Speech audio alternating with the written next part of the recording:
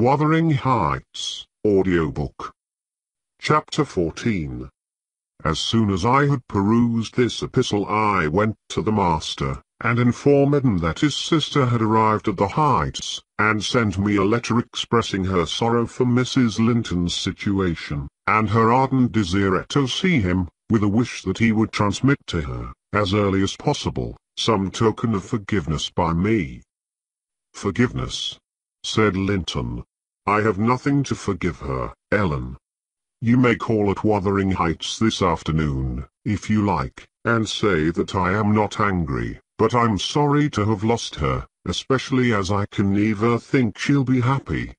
It is out of the question my going to see her.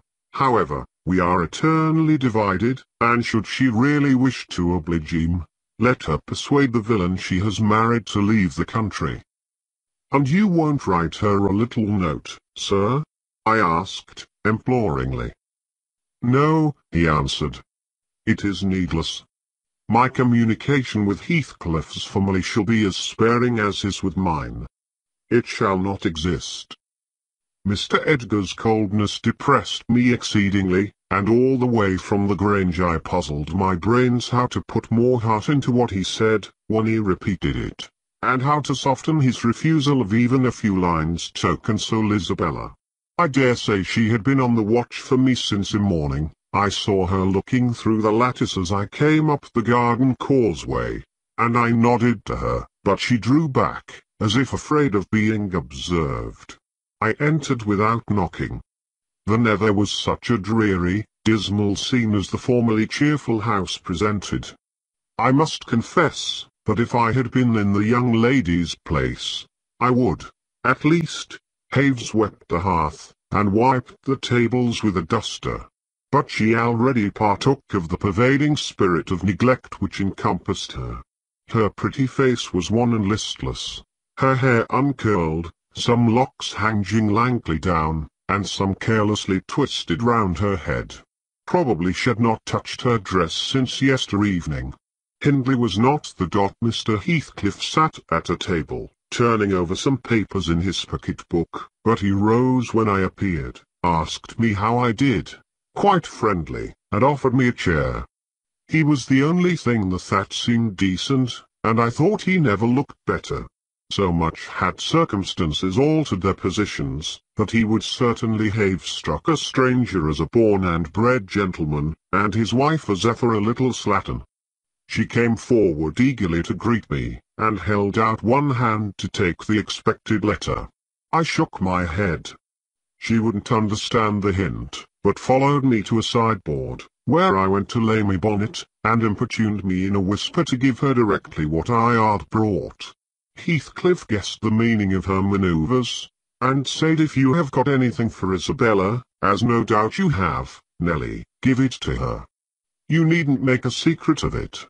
We have no secrets between us." "Oh, I have nothing," I replied, thinking it best to speak the truth at once. "My master bid me tell his sister that she must not expect either a letter or a visit from him at present. He sends his love, ma'am, and his wishes for your happiness, and his pardon for the grief you have occasioned, but he thinks that after this time his household and the household here should drop into communication, as nothing could come of keeping it up." Mrs. Heathcliff's lip quivered slightly, and she returned to her seat in the window. Her husband took his stand on the hearthstone, near me, and began to put questions concerning Catherine. I told him as much as I thought proper of her illness, and he extorted from me, by cross-examination, most of the facts connected with its origin. I blamed her, as she deserved, for bringing it all on herself, and ended by hoping that he would follow Mr. Linton's example and avoid future interference with his family, for good or evil.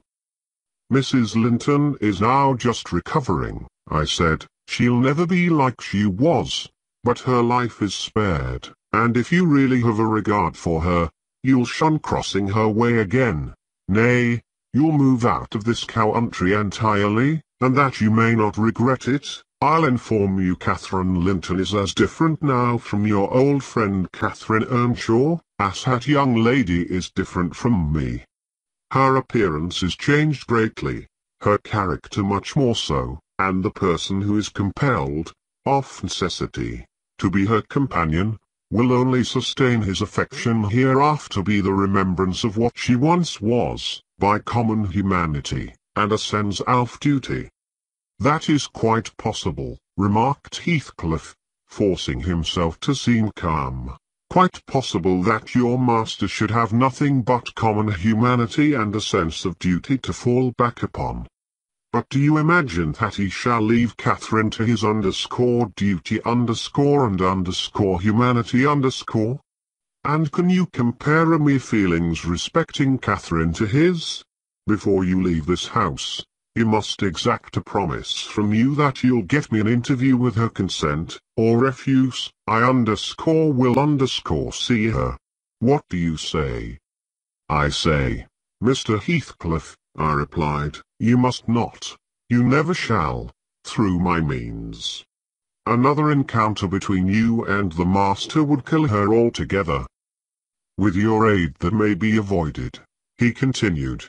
And should there be danger of such an event, should he be the cause of adding a single trouble more to her existence, why, I think I shall be justified in going to extremes. I wish you had sincerity enough to tell me whether Catherine would suffer greatly from his loss. The fear that she would restrains me. And you see the distinction between our feelings. Had he been in my place, and I in his, though I hated him with a hatred that turned my life to gall, I never would have raised a hand against him. You may look incredulous, if you please. I never would have banished him from her society as long as she desired his. The moment her regard ceased, I would have torn his heart out, and drunk his blood. But, till then, if you don't believe me, you don't know me till then, I would have died by inches before I touched a single hair of his head. And yet, I interrupted, you have no scruples in completely ruining all hopes of her perfect restoration, by thrusting yourself into her remembrance now, when she has nearly forgotten you, and involving her in a new tumult of discord and distress. You suppose she has nearly forgotten me? He said. Oh, Nelly. You know she has not. You know as well as I do, that for every thought she spends on Linton she spends 1,000 on me. At a most miserable period of my life, I had a notion of the kind. It haunted me on my return to the neighborhood last summer, but only her own assurance could make me admit horrible idea again. And then, Linton would be nothing, nor Hindley, nor all the dreams that ever I dreamt. 2 words would comprehend my future _death and _hell existence, after losing her, would be hell. Yet I was a fool to fancy for a moment that she valued Edgar Linton's attachment more than mine. If he loved with all the powers of his puny being, he couldn't love as much in 80 years as I could in a day. And Catherine has a heart as deep as I have. The sea could be as readily contained in that horse trough as her whole affection be monopolized by him. Tush! He is scarcely a degree dearer to her than her dog, or her horse. It is not in him to be loved like me. How can she love in him what he has not? Catherine and Edgar are as fond of each other as any 2 people can be, cried Isabella, with sudden vivacity. No one has a right to talk in that manner, and I won't hear my brother depreciated in silence. Your brother is wondrous fond of you too, isn't he?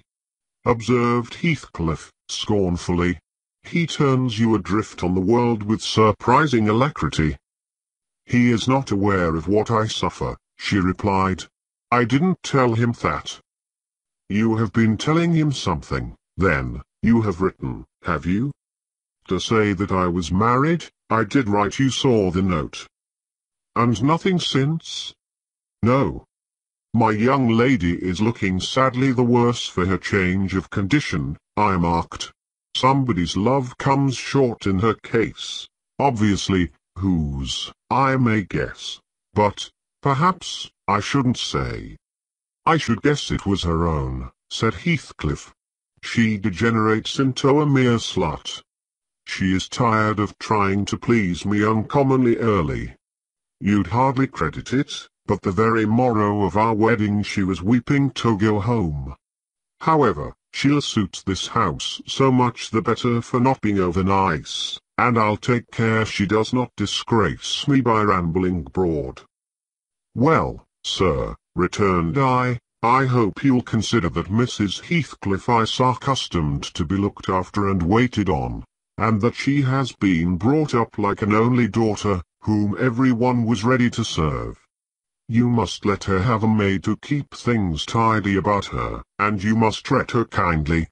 Whatever be your notion of Mr. Edgar, you cannot doubt that she has a capacity for strong attachments, or she wouldn't have abandoned the elegancies, and comforts, and friends of her former home, to fix contentedly, in such a wilderness as this, with you.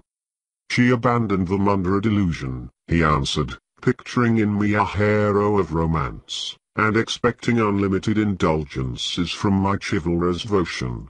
I can hardly regard her in the light of a rational creature, so obstinately has she persisted in forming a fabulous notion of my character and acting on the false impressions she cherished.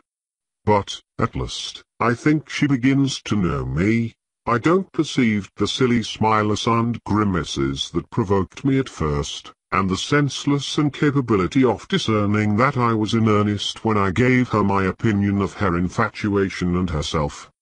It was a marvelous effort of perspicacity to discover that I did not love her.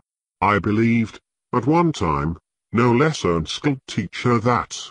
And yet it is poorly learned, for this morning she announced, as a piece of appalling intelligence, that I had actually succeeded in making her hate me. A positive labor of Hercules, I assure you. If it be achieved, I'd of course to return thanks. Can I trust your assertion, Isabella? Are you sure you hate me? If I let you alone for half a day, won't you come sighing and wheedling to me again? I dare say she would rather I had seemed all tenderness before you. It wounds her vanity to have the truth exposed. But I don't care who knows that the passion was wholly on one side, and I never told her a lie about it. She cannot accuse me of showing one bit of deceitful softness. The first thing she saw me do, on coming out of the Grange, was to hang up her little dog, and when she pleaded for it, the first words I uttered were a wish that I had the hanging of every being belonging to her, except one. Possibly she took that exception for herself. But no brutality disgusted her. I suppose she has an innate admiration of it, if only her precious person were secure from injury. Now, was it not the depth of absurdity of genuine idiocy, for that pitiful, slavish, mean-minded brat to dream that I could love her? Tell your master, Nelly, that I never, in all my life, met with such an abject thing as she is. She even disgraces the name of Linton, and I've sometimes relented, from pure lack of invention, in my experiments on what she could endure, and still creep shamefully cringing back. But tell him, also, to set his fraternal and magisterial heart at ease, that I keep strictly within the limits of the law.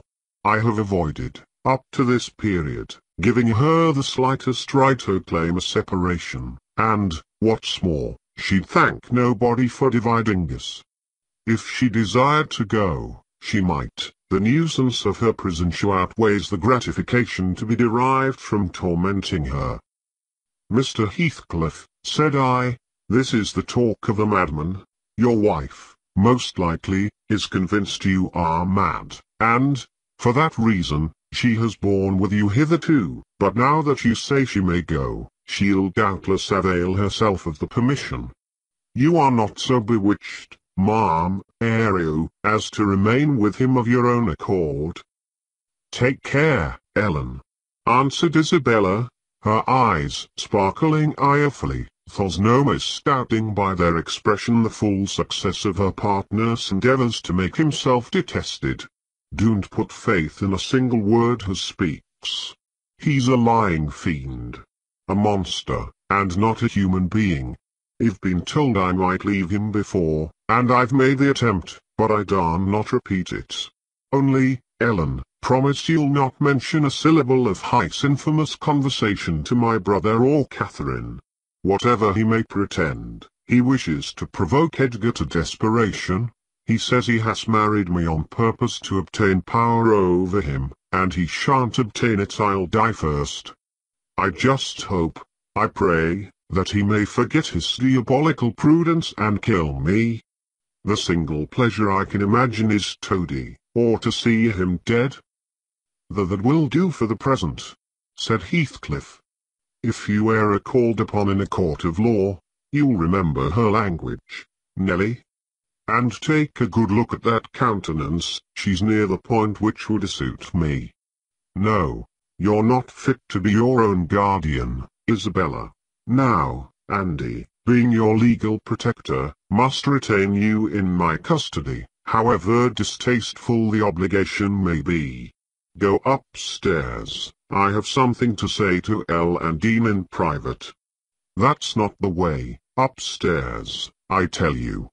Why, this is the road upstairs, child. He seized, and thrust her from the room, and returned muttering, I have no pity. I have no pity. The more the worms writhe, the more I yearn to crush out their entrails. It is a moral teething, and I grind with greater energy in proportion to the increase of pain.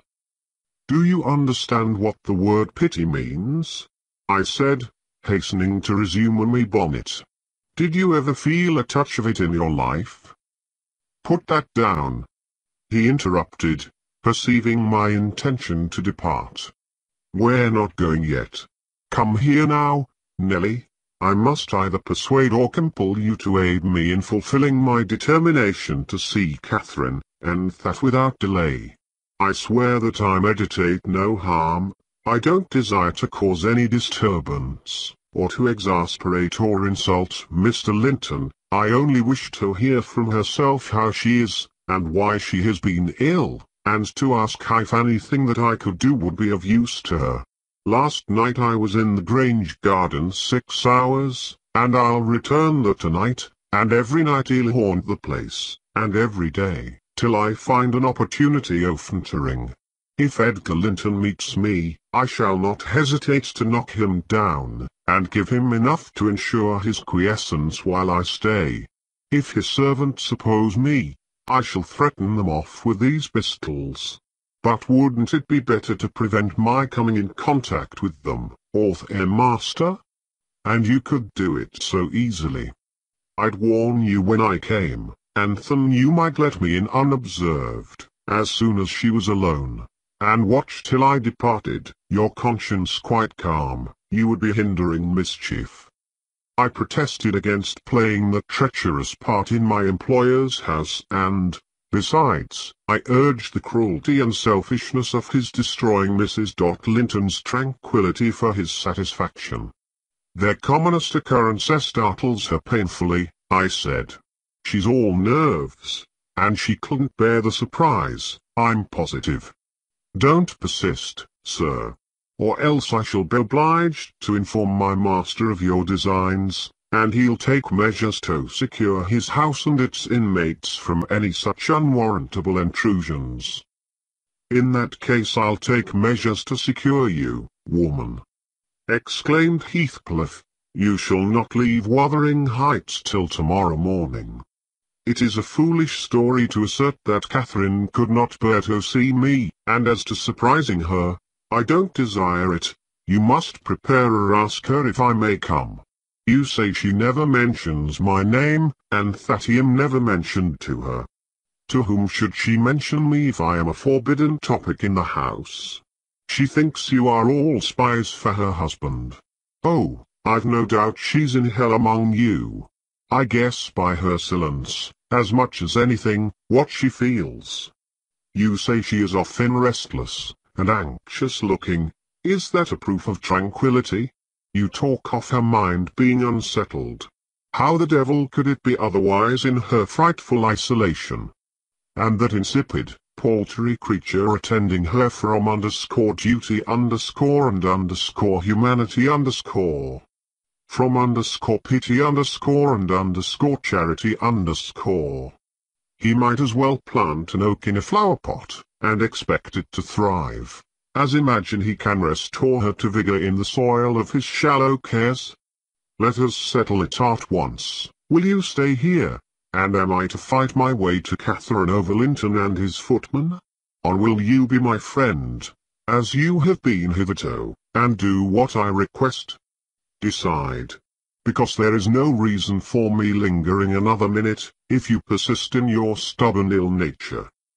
Well, Mr. Lockwood, I argued and complained, and flatly refused him 50 times, but in the long run he forced me to an agreement. I engaged to carry a letter from him to my mistress, and should she consent, I promised to let him have intelligence of Linton's next absence from home, when he might come, and get in as he was able. I wouldn't be there, and my fellow servants should be equally out of the way. Was it right or wrong? I fear it was wrong, though expedient.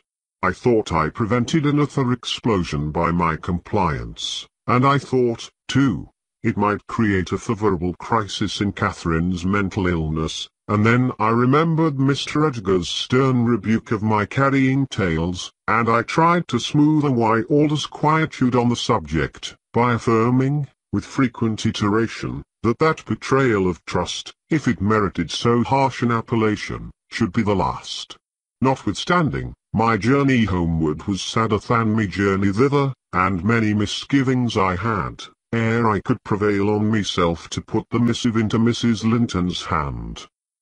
But here is Kenneth. I'll go down, and tell him how much better you are. My history is _dree _, as we say, and will serve to while away another morning.